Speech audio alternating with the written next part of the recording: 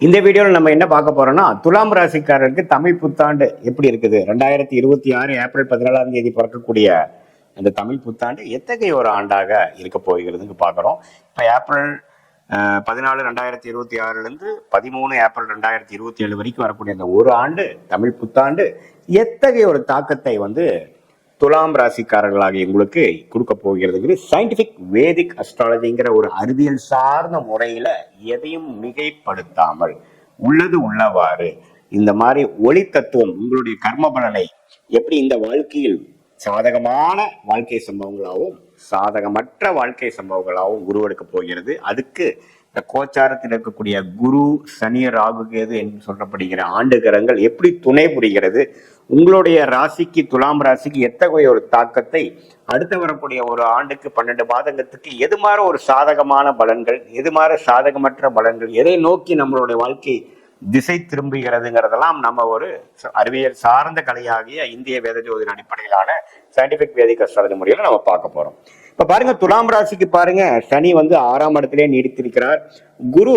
June 1ஆம் தேதி வரைக்கும் பாத்தீங்கன்னா ராசியை பார்த்து 9ஆம் இடத்துல இருக்கிறார். பட் ஜூன் 1ஆம் தேதிக்கு அப்புறம் 2026 புத்தாண்டு பிறந்து ஒரு 1.5 மாசத்திலே பாருங்க 10ஆம் இடம் என்று சொல்லப்படுகிற கடகத்துக்கு உச்சம் பெறுகிறார். உச்சம் பெற்று என்ன பண்றார், 6ஆம் இடத்துல இருக்கக்கூடிய சனியை பார்க்கிறார், அதே சமயத்துல 4ஆம் இடத்தை பார்க்கிறார், அதே சமயத்துல உங்களுக்கு 2ஆம் இடம் என்று சொல்லப்படுகிற தனஸ்தானத்தை பார்க்கிறார். ஸோ எப்போ குரு 2, 4, 6 பார்க்குறாங்களோ இடம், வீடு, வண்டி, வாகனம், தாயார் போன்ற விஷயங்கள் கொஞ்சம் நல்ல பாசிட்டிவா வருது. கடன் மூலமாக ஒரு இடம் வாங்குவது, ஒரு ஒரு ஒரு ஒரு ஃபண்டிங் வாங்கி சில இன்வெஸ்ட்மெண்ட்ஸ் பண்றது, அது மூலமாக கேஷ் ஃப்ளோ இம்ப்ரூவ் ஆகுறது, இது மாதிரி பல விஷயங்கள்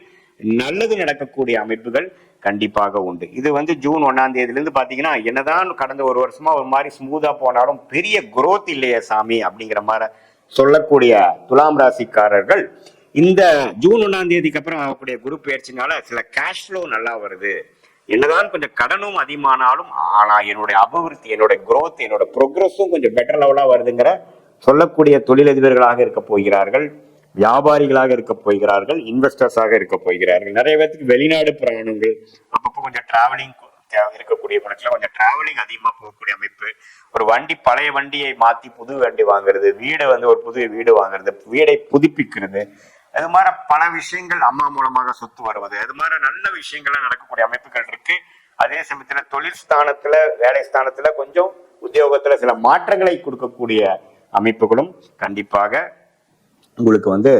இந்த பயிற்சி உண்டு. அதே சமயத்தில் சில சீனியர் சிட்டிசனுக்கு ஒரு 50 வயசுக்கு மேல போயிட்டு இருக்கக்கூடிய துலாம் ராசிக்காரர்கள் உடம்பை பார்த்துக்கணும். ஏன்னா 6ஆம் வீடு வலுக்குது. 6ஆம் வீடுங்கிறது தேவையற்ற diabetes, thyroid issue, BP, sugar, cholesterol, இது மாதிரி உயிர்கொல்லி நோயாக இல்லைனாலும் குரோனிக் டிசீஸ் என்று சொல்லப்படுகிற விஷயத்தை கொடுக்கக்கூடிய அமைப்பா இருக்கிறதுனால நீங்க மெடிக்கல் செக் எல்லாம் பண்ணி நாம அது மாதிரி ஒரு ரிஸ்க் ஃபேக்டர்ல இருக்குமா அப்படிங்கிறதை பார்த்து லைஃப் ஸ்டைலை மாத்திக்கக்கூடிய அமைப்பு துலாம் ராசிக்காரருக்கு கண்டிப்பாக தேவைங்கிறது நீங்க தெரிந்து கொள்ள வேண்டும். மற்றபடி பாருங்க, எல்லா கிரகமும் ஓரளவுக்கு நல்லா இருக்கு. இதே மாதிரி ராசிதிபதியாக சுக்கிரனும் ஓரளவுக்கு நல்லாவே ஒரு இடத்துலதான் அவர் மீனத்திலிருந்து கிட்டத்தட்ட துலாம் வரைக்கும் சஞ்சரிக்கக்கூடிய அமைப்புகளும் ஓரளவுக்கு பரவாயில்லை. ஸோ துலாம் ராசிக்காரர்களுக்கு நல்ல ஒரு வாழ்க்கை மாற்றம், இதுவரை சொகுசா ஸ்மூதா வாழ்ந்தவங்களுக்கு அடுத்தபடியான நடவடிக்கைகளை இறங்கி கொஞ்சம் ஃபண்டிங்கு, டிராவலிங்கு, இன்வெஸ்ட்மெண்ட்ஸ், வேலை மாற்றம், அது மாதிரி பல மாற்றங்கள் நிறைந்ததான ஒரு அமைப்பாக துலாம் ராசிக்காரர்களுக்கு கட்டாயம் இந்த 2026 ஏப்ரல் 14ஆம் தேதி நடக்கக்கூடிய தமிழ் புத்தாண்டு ஒரு நல்ல மாற்றத்தை கொடுக்கக்கூடிய அமைப்பு இருக்கு. அதே மாதிரி வெளிநாடு எதிர்பார்க்கிற மாணவர்கள், வேற ஒரு அட்மிஷன் எதிர்பார்க்கிறவங்க, ஒரு அரசு உத்தியோகத்தை எதிர்பார்க்கிறவங்க, ப்ரொமோஷன் பிளஸ் டிரான்ஸ்ஃபர் எதிர்பார்க்கிறவங்களுக்கு எல்லாமே நல்ல ஒரு மாற்றத்தை கொடுக்கக்கூடிய அமைப்புகள் இருக்குங்கிறது நீங்க தெரிஞ்சுக்கணும். இது ஒரு மாதிரி பொதுவான பலனை தவிர உங்களுடைய ஜென்ம ஜாதகத்துல பிறந்த தேதி, பிறந்த நேரம், பிறந்த உரை வைத்து உங்களுடைய திருக்கணித பஞ்சாங்கத்துல நம்ம ஜாதகத்தை போட்டோம்னா அதுல நீங்க என்ன லக்னத்துல பிறந்தீங்க, அது என்னதான் நீங்க துலாம் ராசியில சுவாதி நட்சத்திரம் இருந்தாலும் சரி, சித்திரை நட்சத்திரத்துல பிறந்திருந்தாலும் சரி, விசாக நட்சத்திரத்துல பிறந்திருந்தாலும் சரி, என்ன லக்னம், லக்னாதிபதி என்னவா இருக்கிறார், அந்த லக்னாதிபதியோட திக்பலம், திருக்பலம் இதெல்லாம் எப்படி இருக்குது, ஸ்தானபலம் எப்படி இருக்குது, அதே சமயத்துல அந்த லக்னத்துக்கு ஏத்த தசாபுக்திகள் போய்கொண்டிருக்கிறதா, சுமாரான தசைகள் போய்கொண்டிருக்கிறதா, நல்ல யோக தசைகள் போய்கொண்டிருக்கிறதா, அந்த தசநாதன் உங்க ஜாதகத்துல எப்படி இருக்கிறார், புக்திநாதன் ஜாதகத்துல எப்படி இருக்கிறார், இப்ப நம்ம சொன்ன கோச்சாரத்துல இந்த கிரகங்கள்லாம் எப்படி போயிட்டு இருக்குங்கிறதெல்லாம் ஒருங்கிணைத்து பார்க்கும் பொழுது துல்லியமான பலன்கள், அதாவது அடுத்து வரக்கூடிய ஷார்ட் டேர்ம் எப்படி இருக்கு, அடுத்து வரக்கூடிய லாங் டேர்ம் எப்படி இருக்கு, எதுமான முடிவுகள் எப்போ எடுக்கலாம், இப்போ வந்து வெயிட் பண்ணி நம்ம செயல்படக்கூடிய அமைப்பா, கொஞ்சம் பொறுமையா போகக்கூடிய அமைப்பா, அல்லது கொஞ்சம் வேகமா போகக்கூடிய அமைப்பா, எந்த நேரத்துல நமக்கு ஒரு ட்விஸ்ட் இருக்கு, எந்த நேரத்துல வந்து நம்ம இடம் மாறலாம், எந்த நேரத்துல வந்து வேலை மாறுறது நல்லது, எப்படி தொழிலா வேலையா, எந்த துறை நமக்கு வந்து யோகமாக இருக்கிறது, இதே மாதிரி குழந்தை பேர் எதிர்பார்க்கிறவங்க, திருமணம் எதிர்பார்க்கிறவங்க, உறவுகளை சில விஷயங்கள் எதிர்பார்க்கிறவங்களுக்கு எல்லாம் எது மாதிரி நேரத்துல கிளிக் ஆகும் அப்படிங்கிறது எல்லாமே துல்லியமாக நம்ம வந்து சயின்டிபிக் வேதிக் அஸ்ட்ராலஜி முறையில எந்த ஒரு விஷயத்தையும் மிகைப்படுத்தாமல் உள்ளது உள்ளவாறு அப்படியே நம்ம பார்க்கும் பொழுது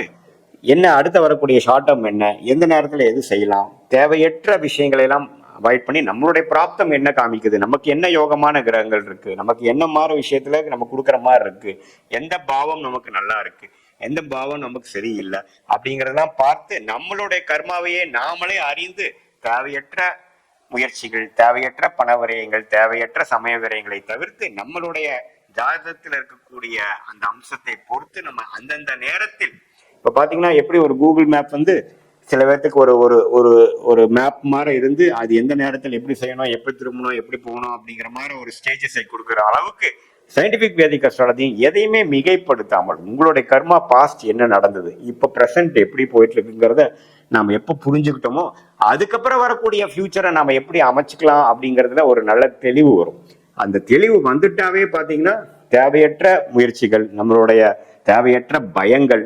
அப்ரிஹென்ஷன்ஸ் சொல்லுவாங்க, அதெல்லாம் இல்லாமல் நம்மளுடைய